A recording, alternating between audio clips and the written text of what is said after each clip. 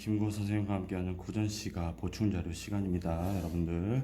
자, 이게 사실 이게 전체적인 범위에 안 맞아요. 알고 계시죠? 그러니까 범위에 해당하는 시대 작품들인 거지. 이게 범위에 들어간다 그런 건 아니에요. 그러니까 사실은 여기 있는 작품들이 나오면 너무 좋겠지만 전혀 안 나올 수도 있습니다. 사실 전혀 안 나오는 거는 거의 불가능에 가깝긴 한데 뭐 어쨌든 나올지 안 나올지는 우리는 몰라요, 사실. 그래서 여러분들 이 공부를 하기 전에 우리가 학교 범위에 있는 모든 작품들이 완전히 설립된 다음에 잘 한 뒤에 그 다음에 이제 이걸 보는 것을 추천합니다. 여러분들 시험 범위에 해당하지 않는 외부 지문을 본다는 건 사실은 혹시 뭐를 나올지도 모르는 작품들을 공부하는 것에 가까워요. 무슨 말이냐면은 이게 안 나오면 장땡이야. 사실 안 나오면 장땡이에요. 그렇죠? 하지만 어쨌든 여러분들이 외부 지문 나왔을 때 아무것도 못하고 너무 무기력하다라고 한다면 이걸 한 번 정도는 보고, 왜냐면 이제 디테일하게 보지 않을 거예요. 왜냐면 이게 시험에 나올 가능성이 정확한 건 아니니까 디테일하게 보진 않지만 되게 개략적으로 이거 문제 맞출 수 있을 정도로 아주 간단한 것들을 위주로 좀 보게 됩니다. 그래가지고 여러분들 설명이 좀 빨라요. 빠르고 한 작품당 5분 안에 끝내는 것을 목표로 삼습니다. 그래서 생각보다 되게 스피드하게, 지금 빨리 넘기려고 하는 거 있죠? 보이죠? 스피드하게 진행된다는 거 말씀드릴게요. 자, 이번에 고대가요랑 향가를 합니다. 네, 고대가의 한가의 기본적인 개념에 대해서는 이미 수업 시간에 충분히 다뤘기 때문에 굳이 얘기하지는 않습니다. 네, 공무도화가라는 작품이 있습니다. 그러니까 자기가 아는 작품이면 넘어가도 됩니다. 네, 공무도화가라는 작품, 네, 우리나라 최초의 문학 작품이죠. 왜 최고라고 해요, 최고. 최고는 사이코가 아니라, 그치? 최고다가 아니라 가장 오래된, 옛꽃 짰습니다. 옛 가장 오래된 작품이다. 뭐 이런 얘기죠. 그렇죠? 네, 간단하게 이 작품에 대해서 내용을 보도록 하겠습니다. 자, 이거는 사실은 님이 백수광부인데 흰머리에 미친 아저씨인데, 예, 그러니까 님이 물에 들어가고 화자인 백수광부의 아내가 이걸 막고 있는 그런 내용이에요. 네, 님이여 그 물을 건너지 마십시오. 근데 님이 그 백수광부겠죠? 써져 있습니다. 그런데 님은 거기서 건넜습니다. 그래서 위해를 휩쓸려 죽었으니까 가시님은 어찌 할 것인가? 라고 하면서 마무리가 되는 작품입니다. 그렇죠? 이 작품에서 나올 수 있을 만한 것은 물에 세 번 나오는 물의 의미입니다. 사랑, 이별, 죽음. 이 정도로 봐주면 되고요. 사실은 그 다음에 또 나올 수 있을 만한 것은 님의 상황에 따라 님이 떠나는 상황, 님의 죽음에 의한 상황에 의한 화자의 정서 변화예요. 정서 변화. 정서 변화. 여기 전반부에서는 애원하고요, 초조하고요, 이런 부분이 있다면은 뒤에 부분은 절망하고요, 체념한다라는 것. 이 두 가지 말고 그 다음에 공무도화가의 어떤 핵심적인 개념 말고 낼 건 없어요. 공무도화가는 고대가요가 집단, 제의, 주술적인 것에서 저 개인 서정적인 걸로 넘어갔다고 했을 때 개인 서정적인 작품입니다. 그러니까 이 부분, 이런 부분들을 연기해서 낼 수 있을 만하다는 거죠. 사실은 근데 우리나라 작품 중에 집단, 제의, 주술적인 거는 사실은 구지가밖에 없어요. 그냥 외우시면 됩니다, 간단하게. 자, 황조가 꽤나 나올 만한 작품이라고 저는 생각을 합니다. 황조가라는 작품은 고구려 작품이고요. 와이프가 도망을 갔어요. 와이프 도망가는 걸 쫓아가가지고 붙잡았습니다. 근데 와이프는 또 그냥 갔어요. 네, 그냥 가고 나서 이 유리왕이라는 사람이 와, 와이프 떠났어 하면서 지은 작품입니다. 헐하는 적개꼬리, 너무 중요한 대목인데요. 이거 감정이입은 절대로 안 되는, 보통 새가 감정이입이 돼요. 객관적 상관문입니다. 그 이유는 화자의 정서와 그 대상의 정서가 같지 않죠. 이런 자세한 것들은 그냥 따로 연락하세요. 궁금한 거 있으면은 암서로 논의고 있다. 그러니까 얘네들이 서로 잘 지내고 있습니다. 근데 외롭구나. 화자의 정서가 직접적으로 제시돼요. 아, 나 외롭다. 이내 몸은 누구와 함께 돌아갈 것인가 서리법이죠. 그렇죠? 누가 함께 돌아가시고 돌아갈 사람이 없다. 라는 거에서 꾀꼬리의 상황과 화자의 상황이 서로 대조 대비되고 있다는 거. 그다음에 선경우정 가능해요. 먼저 경치, 꾀꼬리 모습 보고요. 그다음에 나의 마음 드러내고 있고요. 외로운 화자의 처지다. 라고 얘기하는 부분들까지 얘기했습니다. 둘 다 한역시예요. 한자로 번역된 시라는 거. 원래는 구비전승되다가 어느 순간에 한자로 번역된 시다. 여기서도 또 나오자면은 구비전승되다가 한역시 되는 것들, 공무도화가, 황조가, 그 다음에 뒤에 나오는 구지가까지 다 똑같이 해당됩니다. 그치? 그런데 유일하게 정읍사만 한글로 기록됐습니다. 네, 한글로 기록됐습니다. 그렇죠? 네, 나머지 부분들은 한번 꼭 살펴보라는 거, 이거 지금까지 제가 얘기했다는 거 자세히 들어가 있다는 거 한번 확인해 보시라는 겁니다. 제가 중요한 거 위주로 보니까요. 야, 이거 5분도 안 걸리겠는데? 좀 맞춰야 돼요. 이게 흐트러질 수 있어요. 자, 다음 구지가입니다. 구지가를 연계시키려면 구지가가 집단적이고 제의적이고 주술적인 작품이다. 그러니까 황조가조차도 개인 서정이에요.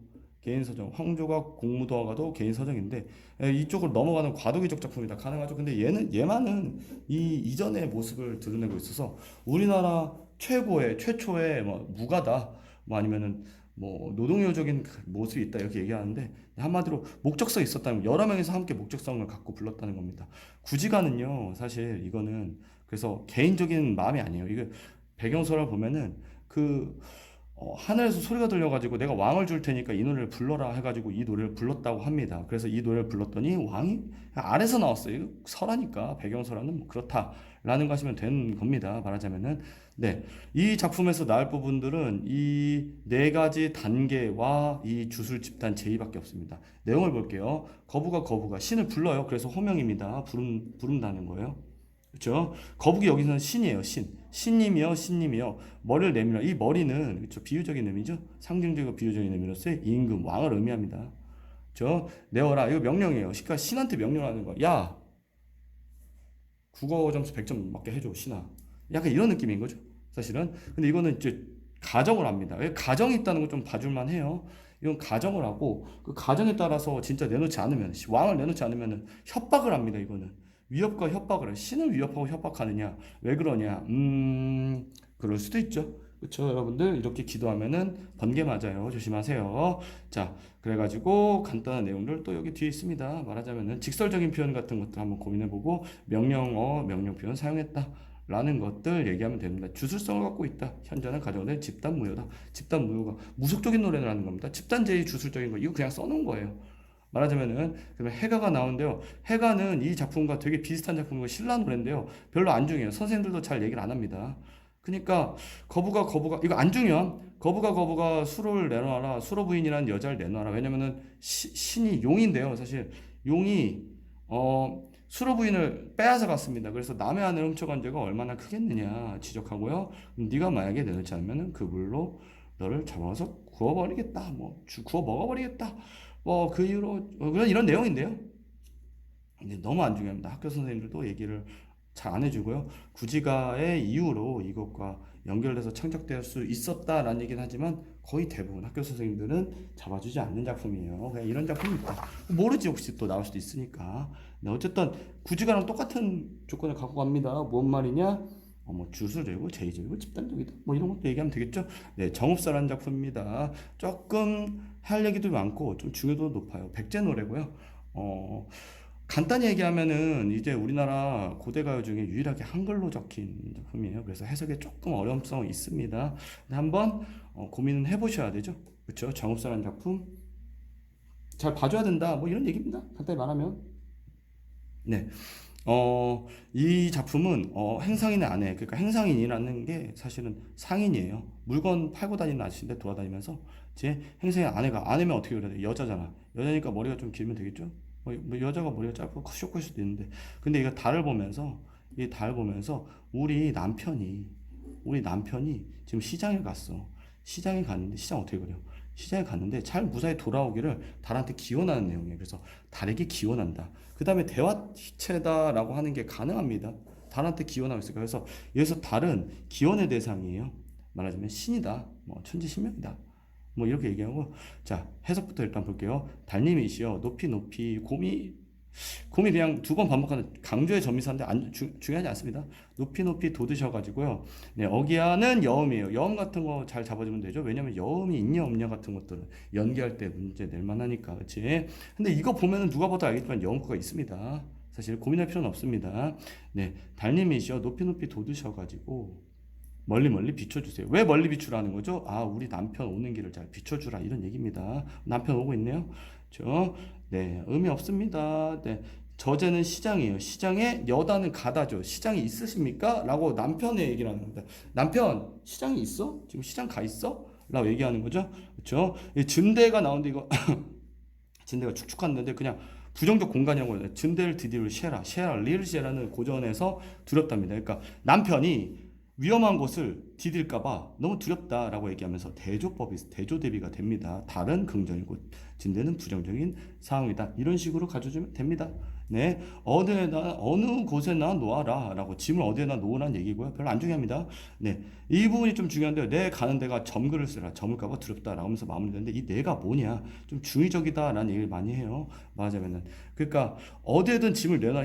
위험하면 어디에나 짐 내놔요. 남편 뭐 이런 얘기 한 다음에 내가 가는 데가 점을까봐 두렵다는데 약간 이상하다는 거. 왜 내가 가지? 돌아오는 거는 남편일 텐데. 그러니까 이 내는 님이 화자일 수도 있고 내가 남편을 마중 가는 길일 수도 있고 이게 너의 오기다.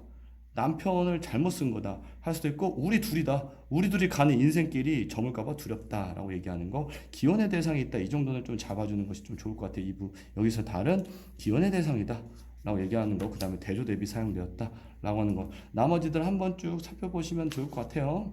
여음 사용됐다 이런 것들. 네, 넘어갈게요.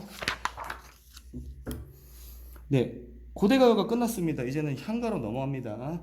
향가에서 지금 딱 보면 알겠지만 향가를 조금 치시는 분은 알겠지만 얘와 얘는 사고체인 거 알 수 있어요. 뭐 이유는 간단합니다. 네 줄이니까요. 도술가는요. 말하자면은 약간 이런 느낌을 갖고 있는 작품이에요. 도술가는요. 좀 불교적이고 주술적인 건데 그러니까 해가 뭐 두 개가 떴대요. 해가 두 개가 떴다는 거는 사실은 이제 해가 왕을 의미하는데 해가 두 개가 떴다는 것은 왕의 적대 세력이 나타날 거라는 것에 대한 두려움이 나타났다는 겁니다. 그래서 월명사가 이걸 불러가지고 해를 없앴다 뭐 이런 얘긴데 말하자면은 뭐 이런 배경설화는 사실은 엄청 중요한 건 아니고요. 사실은 중요한 거는 산화공덕이에요. 산화공덕은 자신을 희생해서 자신의 뭐 꽃을 뿌려가지고 뭐 덕을 세운다 뭐 이런 얘기입니다. 말하자면은 네, 그러니까 불교에서 꽃을 뿌려가지고 부처에 공용하는 거다. 뭐 그 가는 길에 꽃길 뿌린다. 꽃길만 가로라. 이게 여기서 나온 거예요. 사실은 오늘 여기 해가 두 개 나타나는 것에 때문에 그 일 때문에 산화를 불렀다. 이 산화의 노래를 내가 불러봤다. 그렇죠? 네, 보보살보는 고자 너는이라고 합니다. 그렇지? 네, 보보살보님 솟아나게 한 건데 뭐 솟아나게 하는 꽃차 너는 저 이렇게 합니다. 이 꽃이 핵심이죠. 저 꽃한테 너라고 하니까 의인법 사용되었습니다. 저 고든 마음에 마삼이가 마음인 거 잘 아실 거예요. 창기파랑갈 했던 모죽지랑갈 했던 저 명 목숨이 저 부러워서 네 미륵자주를 모셔가지고 그쵸 벌려서 늘어져라라고 얘기합니다. 저 미륵자주는 신이에요. 신 부처님이야.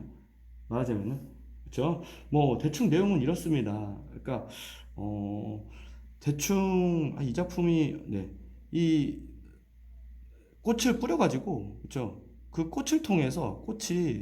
어, 꽃을 통해서 그 꽃의 고든 마음에 목숨이 그치 부러워져서 저 결국에는 꽃의 고든 마음으로 꽃 덕분에 저 꽃을 뿌렸기 때문에 그 신을 불러서 부처님을 부셔서 이 역경을 해결하겠다. 뭐 이런 의지적인 태도를 갖고 있습니다. 말하자면은 그래서 이걸 뭔가 해결하겠다. 뭐 이런 거는 불교적이고 약간 주술적입니다. 이게 사실은 고대 과만해서 그렇지만 이것도 불교적인 거 당연히 미륵자주 나오니까 그렇지만 주술적이에요.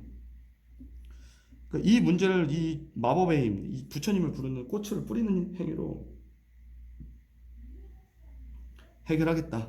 그렇죠? 네, 그리고 꽃에 대한 의법에서 고든 마음은 꽃의 고든 마음이다. 뭐 이 정도만 이해하셔도 됩니다. 잘 안 나와요. 안중해요, 별로. 그렇죠? 네, 헌화가는요. 어, 이게 뭐 간단한 얘기를 하자면 그 용이 그 수로부인 앞에 해가의 수로부인을 훔쳐가가지고 그것을 어떻게 수로부인을 구할 거냐. 용이 훔쳐갔는데 아니 용 훔쳐가기 전이다 이거. 그 수로부인이 그 어디 끌려갔는데 그 수로부인이 꽃을 원했어요. 꽃을 원했는데 어떤 노인이 나타나서 어, 너가 만약에 이 노인을 부끄러워하지 않는다면 내가 꽃을 따다 주겠다라고 하면서 약간 그러니까 님에 대한 뭐 송축 이런 의미가 있습니다. 말하자면은 수로보이는 사랑이다 뭐 이런 게 있는데요. 말하자면은 네 네, 집의 바위에 가에 바위 끝에 그렇죠? 네, 잡아온 손 암소를 놓게 하시고 그 잡은 손인데 암소를 놓게 한다. 그러니까 이 노인이 이 할아버지가 암소를 끌고 오다가 수로부인 구해달라 수로부인 꽃을 피하다고요? 그럼 나 암소는 뿔이 없잖아. 암소를 놓고 나온 다음에 나를 만약에 부끄러워하지 않는다면 안 부끄러워하신다면 꽃을 꺾어 바치겠습니다. 라고 얘기합니다. 내가 너에게 꽃을 드리겠다. 꽃을 드리고 싶은데 라고 하는 거. 근데 네가 날 만약에 부끄러워하지 않는다면 내가 너에게 꽃을 주고 싶다. 라고 얘기하는 거. 그렇죠? 라고 하는 거는 뭐 결국에는 놓게 하셨다라는 거는 주체는 수로부인입니다. 너무 예뻐가지고 꽃을 소를 놓게 했다. 이게 별로 안 중요한 작품들이라서 뭐이 정도의 뭐 설명 외에는 할 말은 별로 없어요. 네, 다음 넘어갈게요. 서동요라는 작품입니다. 살짝 중요한데 살짝 중요하다는 건 진짜 살짝 중요하다는 얘기. 정말로. 네, 서동요는요 어떤 남자애가 서동이라는 아저씨가 그 공주를 좋아해가지고 공주를 그치 약간 모함하는 약간 음침 그치 음침 한남 얘기입니다. 그치 약간 이 왕자인데 사실 서동도 음침해가지고 그 선화공주 또 얘도 선화공주네 선화공주를 너무 좋아해요. 그래가지고 선화공주에 대한 오해를 만듭니다. 그래가지고 그 오해를 통해서 사실은 그 선화공주를 얻게 되는 건데 그 오해는 약간 예지적이에요. 예지적이란 게 뭐냐면은 내가 예를 들어서 어떤 여자를 좋아해. 어떤 여자를 좋아하는데 사나를 좋아해. 근데 사나가 날 좋아한다. 우리 둘이 사귄다. 이런 노래를 퍼뜨리는 거야. 근데 실제로 그렇게 된다는 겁니다. 말하자면은. 그렇죠? 실제로도 이 이야기를 따져보면 그렇게 되기도 했고, 사실 말하자면은 네 그런 거 참여 뭐 이런 식으로 얘기를 하는데 예언하는 노래라고 하는데 뭐 별로 중요한 건 아니고요. 선화공주님은 남을 그스지가 몰래라는 의미인데 뭐 몰래 알필 거 얼다는 사랑하답니다. 남을 몰래 사랑한다. 그 누구냐? 나예요, 나. 나를 사랑해주고 맛동방울 나예요, 나. 서동을 밤에 몰래 안고 갔다라고 얘기합니다. 그렇죠? 그러니까 이 여자가 날 좋아해서 몰래 나를 안고 갔어. 라는 얘기를 하는 거 사구치 안 가겠죠? 그렇죠? 네, 미래를 예언하면서 뭐 주객전도식 표현이 있다고 하는데 사실은 이게 주객전도식 표현이 아니라 사실 그냥 주객전도예요. 무슨 말이냐면은 내가 사실은 화자가 서동인 화자가 사실은 누구야? 선화공주를 좋아해요.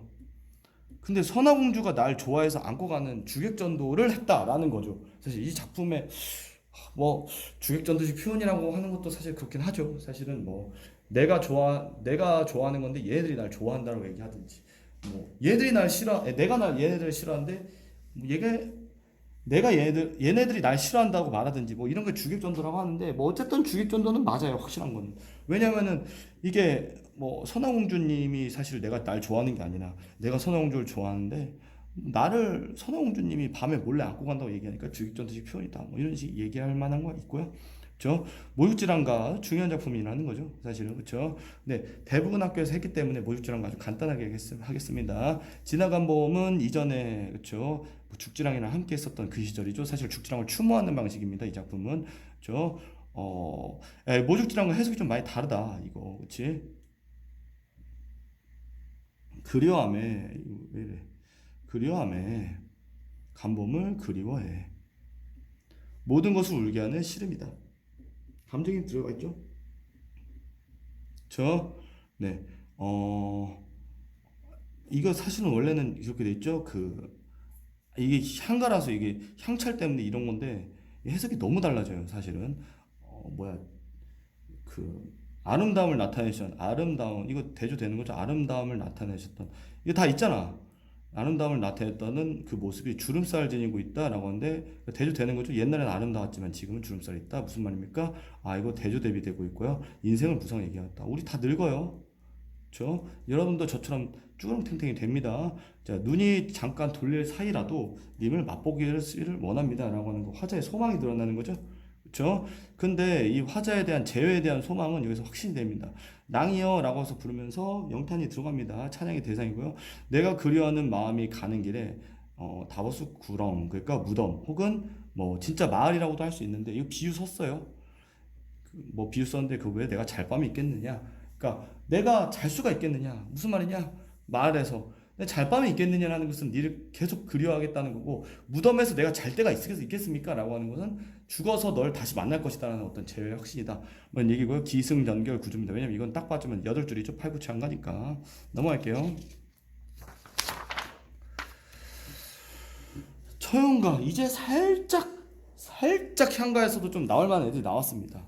처형가, 근데 처형가는 나오기가 조금 애매한 부분이 있다는 게 왜 그러냐면요. 처형가는 배경 지식이 없으면 사실 이 작품이 되게 이해하기가 어려워요. 근데 어쨌든 팔구차항가의 가장 대표적인 애들 모죽지랑과 함께 얘기될 수 있을 만한 그래도 약간은 가시권입니다. 옛날에 처형이라는 아저씨가 있었는데요. 이 아저씨가 어느 날 집에 돌아오니까 그 다리가 4개였음. 다리가 4개가 무슨 말이에요? 그러니까 2개는 안에 다리고 2개는, 그렇죠? 이거 전문 용어로 NTR이라고 이런 거 하면 안 되고, 그렇지? 그러니까 안을 뺏긴 거야, 내가. 안을 뺏겼는데 처형이라는 아저씨는 반응이 너무 특이해요. 처형 아저씨는 야, 이 잡것들 하면서 도끼로 얘네들 머리를 찍어버린 게 아니라, 사진 찍어가지고 위자료를 받아낸 게 아니라 밖으로 나가서 노래를 부릅니다. 그때 부른 노래가 이거고요. 그 노래의 내용은 어쩔 수 없다, 용서하는 내용이에요. 어쩔 수 없다. 그래서 처형의 이 작품은 약간 처형의 무기력함을 얘기하기도 하고요, 처형의 관용을 얘기하기도 하고, 두 가지 얘기를 좀 많이 합니다, 말하자면은. 근데 또 여기서 얘기할 만한 게, 이 사실은 이 아내를 뺏었던 사람이 역신이야. 역신이 그 전염병의 신이에요. 전염병의 신, 줄여서 뭐라고 하죠? 병신이라고 하죠. 그렇죠? 그 전염병의 신. 그래서 전염병의 신이 이 얘기를 듣고 나서 처형이한테 고맙습니다, 저를 이렇게 봐주셔서 고맙습니다 해가서 그 뒤로부터 처형의 얼굴 그려진 데는 들어가지 않았다, 뭐 이런 내용인데, 네, 뭐 그렇습니다. 서울은요, 서벌 뭐 이렇게 얘기하는데요. 뭐 그 신라의 수도입니다. 경주예요. 서울, 그쵸? 밝은 달에, 이거는 그냥 시간적 배경입니다. 달이 별 의미는 없어요. 여기서는 그냥 시간적 배경, 밤을 의미합니다. 밤에 늦도록 놀다가 돌아다니다가, 그렇죠? 뭐 포토이즘도 가고 뭐 노인 코레방도 가고 놀았나 보죠. 그런데 들어와서 자리를 봤어. 이 자리를 봤더니 그 가로리 다리가 4개다. 이거 알았습니다. 이거 역신의 침범한 걸 이제 알았어요. 아, 역신이 와서 다리가 하나 둘 셋 넷. 이거 뭐야? 2개는 원래 내 거였고, 4개 원래 뭐였습니까? 아내가 내 거였죠. 그러니까 아내는 내 거였는데 2개는 누구 것인가? 이 귀신 겁니다. 말하자면 이 역신의 다리입니다. 근데 본디 내 거였지만, 이 아내 거 원래 내 거였지만, 아사간 걸, 아사날 뺏긴 것을 어떻게 할 것인가? 라고 하면서 되게 체념적이고 뭐 관용적이고 체념적이고 뭐 이런 맥락으로 갑니다. 체념적인 정서 한번 고민해 볼 때 얘기할 만한 부분 정도라고 생각은 해요, 말하자면은. 네, 뭐 이 정도로 봐주면 될 것 같습니다. 넘어갈게요. 네, 원앙생가가 중요해요. 왜 중요하냐면요, 좀 이제 19창가는 일단은 중요도를 그냥 먹고 들어간다고 생각하시면 됩니다. 그러니까 19창가, 산회가라고도 불리는 19창가는 가장 완성된 형태의 향가라고 하죠. 그래서 19창가는 기본적으로 중요도를 조금 먹고 들어갑니다. 사실 원앙생가가 솔직히 뭐 막 엄청나게 막 그런 작품은 아니지만, 사실 그래도 뭐 할 얘기도 좀 많고 19창가이기 때문에. 19창가의 형식적 특징, 결구에서 마지막에 아으 감탄사가 들어간다는 거, 시상의 집약이다, 뭐 하자정서의 최고조다, 뭐 19장의 특징이다, 뭐 이런 것들, 뭐 시상의 반전이다, 뭐 전환이다, 뭐 이런 것들 그냥 기본적으로 똑같다라고 생각하시면 되고요. 여기서는 사실은 달이 매개체예요. 그러니까 달이 계속 나오는데, 여기서의 달은 매개체입니다. 매개체가 무슨 말이냐면, 이 작품의 내용은요, 원한다. 왕생은 영원히 사는 겁니다. 그러니까 말하자면은 그 내 생명이 그 천국 가기를 원한다. 이거 불교적인데, 불교적 작품인데요. 그러니까 내가 천국 가기를 기도하는 작품이에요. 물론 여기서 천국은 극락입니다. 극락. 불교의 천국이, 기독교는 없었으니까. 그렇죠? 그래서 달한테 기도하는 내용이에요. 달한테 그 부처님한테 말 좀 해줘. 야, 내가 맨날 원왕생 하고 있다. 극락왕생. 그러니까 내가 맨날 밤에 기도를 해. 뭐라고 기도하냐면, 천국 가게 해주세요. 극락 가게 해주세요. 라고 맨날 기도를 하는데, 그 부처님한테 알려줘라. 라고 달한테 얘기하는 내용입니다. 그렇죠? 네. 달이요, 이제 달한테도 또 이거, 달한테 말 거는 거, 뭘 하, 이렇게 얘기하는 거 다 대화체인 거죠. 앞에서 나왔던 뭐도, 그 정업사 같은 것들도, 그렇지? 달님이시요. 근데 예를 들어서 앞에 나왔던 그 처형가에서는 그냥 달이 단지 시간적 배경을 의미했습니다. 달님이시요. 이제 서방은 천국이에요. 그러니까 극락이에요. 가셔가지고 달님 서쪽으로 가셔가지고요, 천국 그러나 가셔가지고, 무량수불이 그 신이에요. 신. 그러니까 아미타불 신인데, 그 신한테, 무량수불 서방 정토에 있는 신한테, 서방 정토는 극락입니다. 천국. 신한테 내가 얘기하는 거야. 뭐라고 얘기하냐면요, 그 앞에 가가지고 님고다가 일러다가 사례다, 삼다가 사례다 말씀드리다라는 거 알고 있죠? 그렇죠? 말씀드려가지고 저 다짐, 서원이 깊으신 저 존 앞에 그 부처님 앞에 우러러서 이렇게 말해줘라. 두 손 모아서 제 하살 아빠 두 손을 모아가지고 호솔 두 손 모도 호설바 두 손을 모아가지고 합장해가지고 이겁니다. 이거 기도한다는 거예요. 원왕생 얘 핵심이에요. 이 작품의 핵심인데 기원의 내용입니다. 원왕생이 극락 왕생이에요. 그러니까 원한다. 왕생하길, 천국 가길, 극락 가기를 원한다. 라고 그러는 사람 이거 중요합니다. 이거 화자예요. 그런 사람이 있다고 그렇게 말해주라. 그러니까 무슨 말이에요? 아 이런 거지 약간 내가 지금 어떤 애를 좋아해. 어떤 애를 너무 좋아하는데 사나를 좋아해. 기도하는 거예요. 아 그리고 달한테 얘기하는 거야. 달님, 네 사나한테 얘기 좀 해주세요. 그 배지구강원에 맨날 사나 만나게 해주세요. 사나랑 사귀게 해주세요. 라고 기도하는 사람이 있다고. 그 사람 나인 거죠. 화자인 거죠. 그렇죠? 그런 사람이 있다고 좀 전달 좀 해주세요. 라고 하는 얘기입니다. 그렇죠? 기원의 작품입니다. 말하자면 극락왕성에 대한 간절한 소망이 있다. 라고 얘기하는 거. 즉 기원가다. 뭐 이렇게 얘기하고요. 네, 48대 약간 뒤가 조금 복잡한데 그런 사람이 있다고 살았어. 아우 중요하다고 얘기했습니다. 이 몸을 기토두고 남겨두고 버려두고 48대원을 이루실까 서리법입니다. 이룰 수 없다. 뭐 이런 맥락인데요. 이게 뭐 해석이 복잡하긴 한데 뭐 중요한 건 아니에요. 48대원은 이 무랑수불의 이 극락 이 미륵이 아미타불이라는 그 불교의 그 부처님이 야 48가지 뭐 큰 맹세와 손을 했다 이 마음 먹었던 거예요. 그러니까 말하자면은 내가 48가지를 맹세를 해가지고 제 중생들을 구출하고 싶다는 거예요. 그러니까 나의 다짐이야. 그러니까 부처님의 다짐이야. 내가 이 정도는 애들 다 구원해줘야 되지 않겠냐? 근데 만약에 날 빼놓고 그게 가능하냐?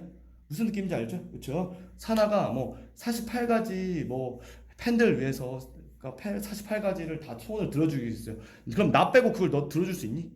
나를 뺄 수가 없다. 뭐 이런 맥락입니다. 말하자면은 이룰 수 없을 것이다. 48대원 그 맹세를 이룰 수 없다. 날 빼고서는 라고 하는 거 극락왕생을 기원하는 뭐 작품입니다. 넘어갈게요. 당연히 19채니까 기소결로 돼 있어요. 이런 것들은 따로 얘기 안 합니다. 제멈매가 개중 개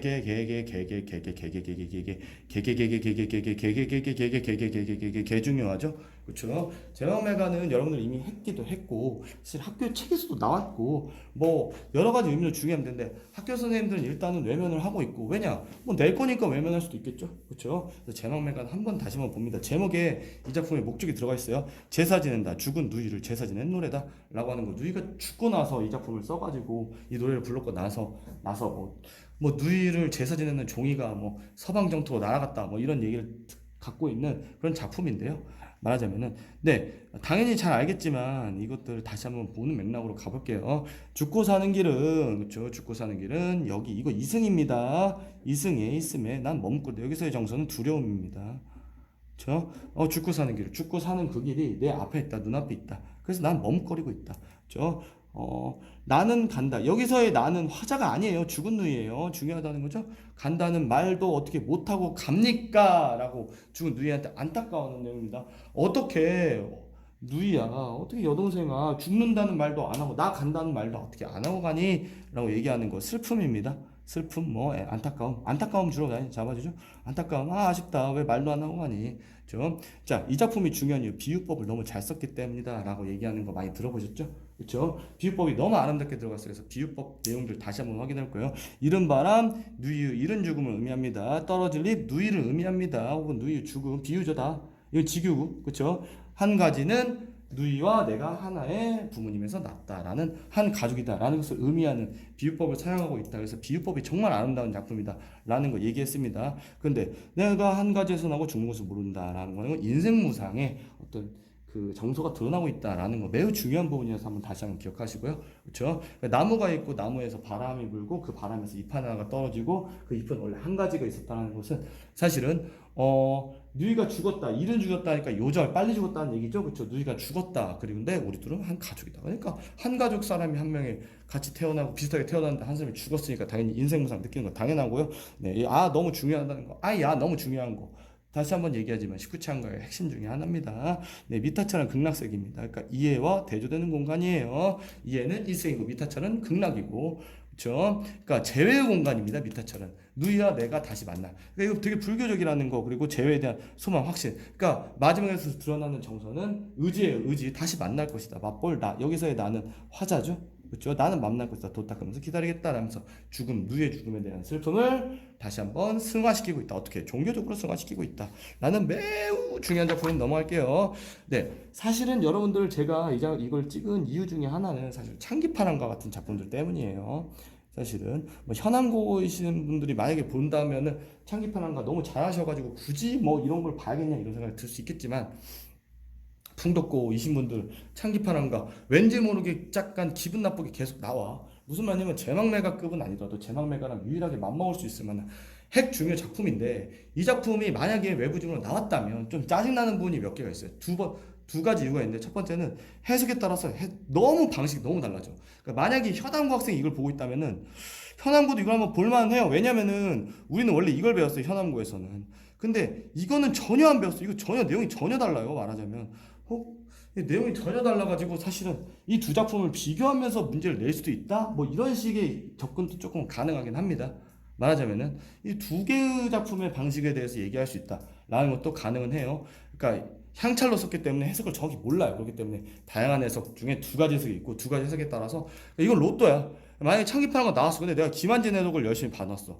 양주동 해석이 보면은 나오면은 솔직히 그냥 다른 작품을 보는 것처럼 약간 달라집니다. 좀 중요한 것들은 좀 유지되는데 좀 내용이 많이 달라집니다. 네, 일단은 찬기파랑과는 찬양하는 노래예요. 기파랑이라는 화랑을 찬양하는 노래입니다. 맞아, 화랑 정신에 주목합니다.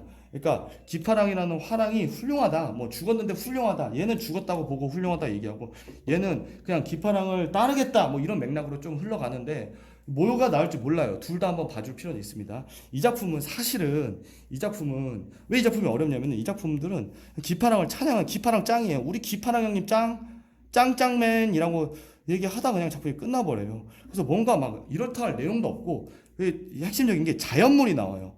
몇 가지 자연물이 나오는데 비유라고 해요. 왜냐면 기파랑 의미하니까 이건 상징이라기보다는 비유야.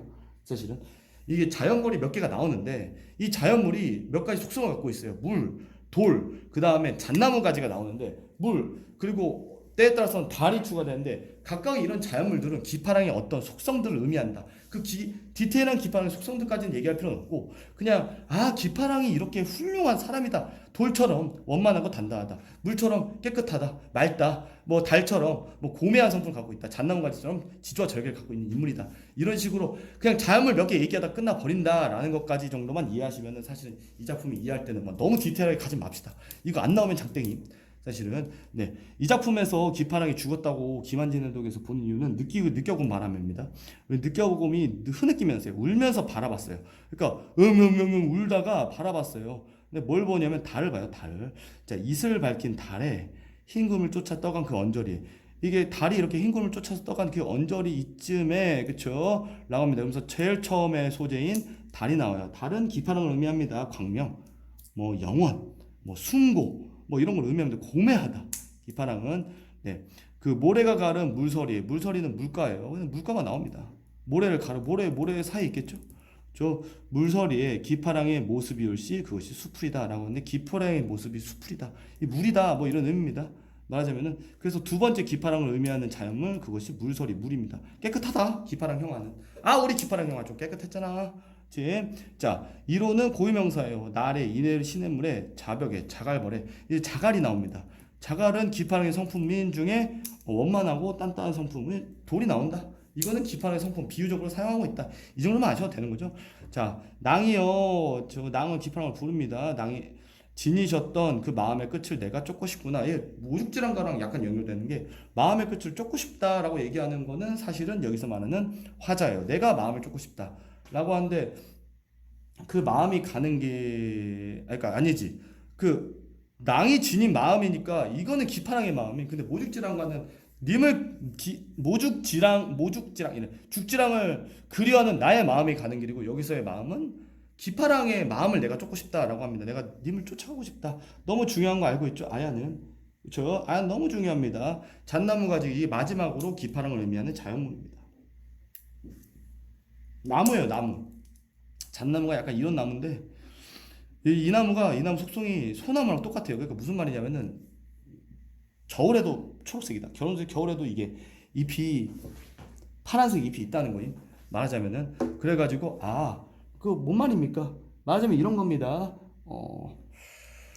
그 눈이 여기서 중요한 건 눈인데요. 눈이 그 보통 이런 거 지조절개 할 때 눈은 부정적 대상이죠. 이거 시조하면서도 아셔야 돼요. 눈이 잣나무 가지를 못 덮을 꽃갈이다. 꽃갈은 기파랑을 의미하는데 꽃갈은 그냥 기파랑의 모자 의미합니다.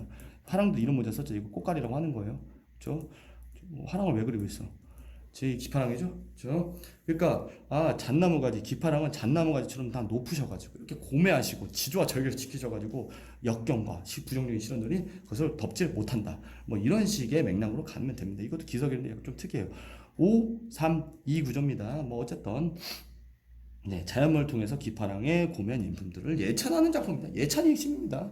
그렇죠? 자, 근데 양주동 해석이 들어가면 약간 달라져요. 약간 분위기가 달이 빠져요. 여기서 예찬에서 이거 고면 인품이라고 하는데 이거 달이 빠져요. 보통 일반적으로는 달이 빠지고요.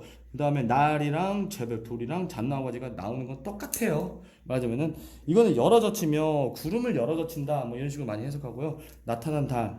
이 작품 여기서 핵심은 대화예요. 대화 형식이에요. 그러니까 이게 만약에 송민국과 연결되어 나온다면은 이게 나오면서 대화 형식적으로 접근하는 게 맞다는 거죠. 달과 화자가 대화를 해요. 그러니까 처음에 화자가 묻습니다. 열어젖히면 구름을 열어젖히면 나타난 달은 흰 구름을 쫓아 떠가는 거 아니냐. 그러니까 달한테 물어봐요. 너 흰 구름 쫓아 다니는 거니? 달이 대답해요. 아니 흰 구름이 아니라 그런 얘기는 하지만 기파랑을 쫓아간다라고 합니다. 기파랑을 쫓아간다라고 하는데 그냥 이제 독백을 합니다. 역시 기파랑은 짱이야 이런 식으로 흘러가는 내용으로 완전 바뀌어 버리는데 흰 구름을 쫓아가는 건 아니냐라고 말하니까 물어보니까 이제 달 여기서부터는 달의 대답입니다. 달 여기까지는 화자 그리고 마지막에는 또 화자의 독백이에요. 달이 얘기합니다. 새파라 이거 비슷해요. 여기 부분은 시냇물에 기파랑의 모습이 있구나. 여기까지 좀 비슷해요. 그다음에 일로는 약간 달라지는데 여기서는 이로가 고유명사 뭐 이로의 시냇물 그러니까 수지 구청할 때 그 수지 같은 건데 여기서는 이로써 뭐 이런 의미인데 별로 안 중요해요. 시냇물 바위 조약돌 똑같아요. 조약돌의 기파랑이 지니셨던 마음의 끝을 쫓고 싶구나까지 되게 비슷합니다. 일부분들은 그러니까 뭐 시냇물 조약돌 뭐 이런 것들은 기파랑의 성품을 의미한다. 자연물을 비유하고 있다 라고 한다는 거. 잣나무 가지고 높아가지고 이것도 기파랑의 똑같아요. 이것도 완전히 서리는 똑같아요. 이거 눈이랑 똑같습니다. 못눈 화판이요. 화판도 똑같습니다. 꽃가리요 라고 똑같습니다. 그러니까 역경이 있더라도 우리 기파랑님은 그치 공격할 수가 없어 덮을 수가 없어 라고 여기는 조금 애상적이라고 보고 여기는 조금 더 예찬적이라고 보는 게 여기서는 기파랑이 죽어서 울고 있어요. 근데 여기서는 그냥 달한테 기파랑을 쫓는 거 아니냐. 달이 맞아 기파랑을 쫓는데 구름을 쫓아가는 거 아니냐라고 누굴 쫓는 거냐 물어보니까 달이 기파랑을 쫓고 있습니다. 역시 우리 기파랑님 짱이야 약간 이런 식으로 진행된다는 거라는 거 하면 기석열은 이렇게 나누면 약간 기석이 달라집니다. 3, 5, 2가 돼요. 이 해석에 따라서 약간 달라진 거예요. 왜냐하면 향찰 때문인 거죠.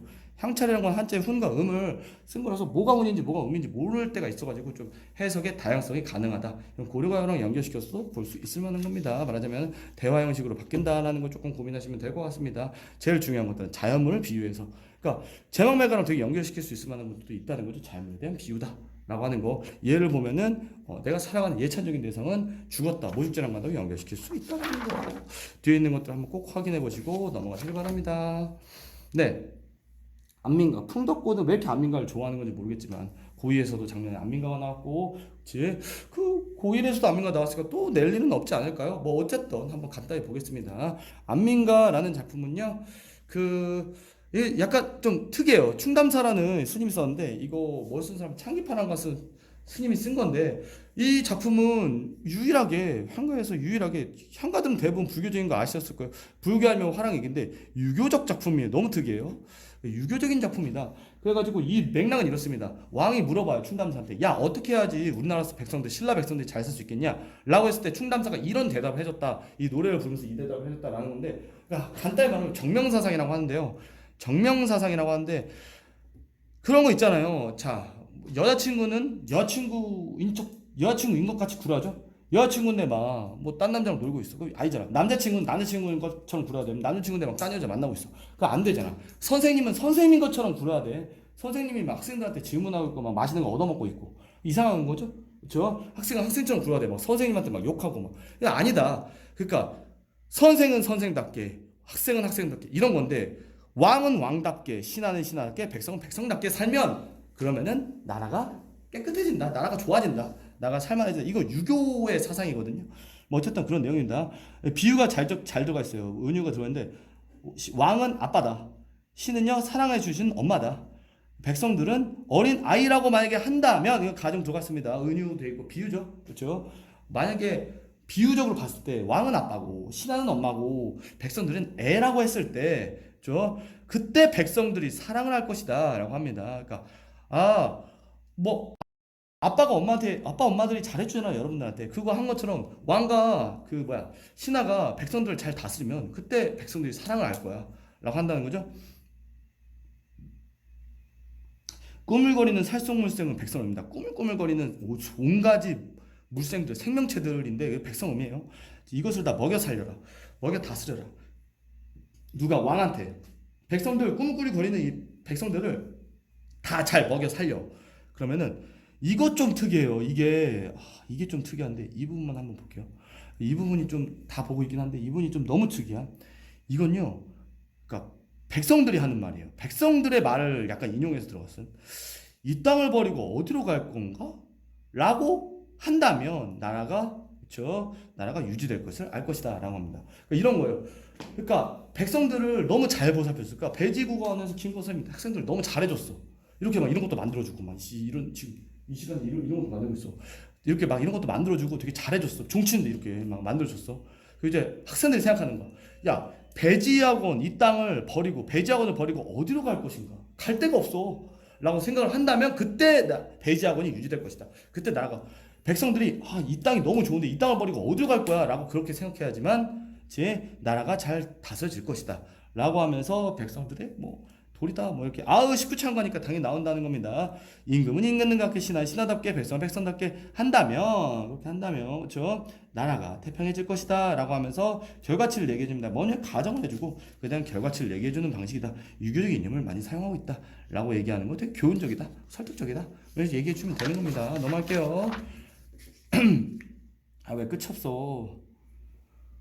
자, 더럽게 안 중요한 작품들도 이제 슬슬 나오고 있다는 거죠. 그쵸? 네. 이게 사실은 너무 나오는 작품은 아닌데요. 그래도 한번은 봐주긴 해야 돼. 그치? 네, 왜냐면 어차피 다 봐주니까. 이 원망하는 노래요, 얘는. 임금님이, 나도 잘 모르는, 잘 안 나와서, 저 잘 모르는 작품인데요. 사실은, 같이 한번 볼게요. 같이 한번 보자, 한번. 그치? 네. 이게 왜냐면은, 이게 19창가인데, 하나, 둘, 셋, 넷, 다섯, 여섯, 일곱, 여덟. 후구망이야. 뒤에 두 개가 없어. 이걸 내겠냐고. 19창가인데 8구창가처럼 하고 있으니까 사실은 망실이니까 잃어버렸어요. 이걸 내겠냐고. 그래도 간단히만 봅니다.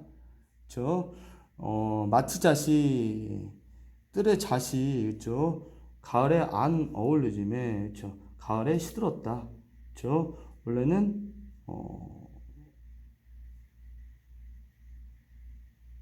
가을에 안 어울러지네. 안 이울어지네. 그러니까 뜰의 자시 잘 안 맞았다. 이런 얘기네요. 너 어찌 잊어 있어서 하신 우러르던 낯이 얼굴빛이 계시다. 라고 합니다. 우러렀던 왕의 얼굴이 있다. 라고 얘기합니다. 그러니까 이게 잣나무예요. 잣나무. 잣나무는 가을에 안 바뀐다고요. 바뀌지 않는데. 그치? 잣나무는요 바뀌지 않죠. 그쵸? 네. 다시 잘 모르는 작품이라 내가 좀 헤매네. 기억이 잘 날만.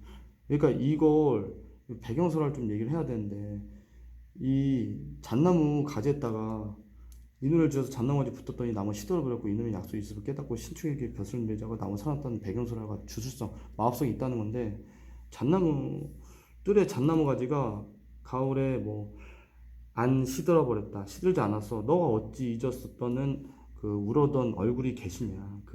임금의 얼굴이 있냐. 얘기합니다. 그치? 달 그림자가 옛날 연못에 지나가는 물결을 원망하듯이 네, 얼굴 바라보나 그쵸? 세상도 애처롭다. 싫다. 이렇게 얘기한다는 겁니다. 말하자면은 그러니까 뜰의 잣나무가 가을에 안 변했다. 너가 어찌 잊었어? 하시는 그 우러던 얼굴이 계시다. 임금 효성왕의 얼굴이 있다고 얘기하네요. 약속하신 효성의 얼굴이 있다. 밝은 별 연못에 가는 물결을 원망하듯이 얼굴을 바라보나 세상을 싫었다. 그러니까 뭐 임금이 잊혀진 화제에 쳐질 연못의 물결에 사라지는 달 그림자, 달이 그림자가 옛 연못에 갔다. 물결이 그래서 원망한다. 뭐 이런 얘기고 나도 임을 원망한다. 뭐 이런 얘기라고 하네요. 진짜 안 나. 너무 안 좋으시고 이 이구체가 없어졌어요. 이거 내겠냐고요. 네. 수고하셨습니다.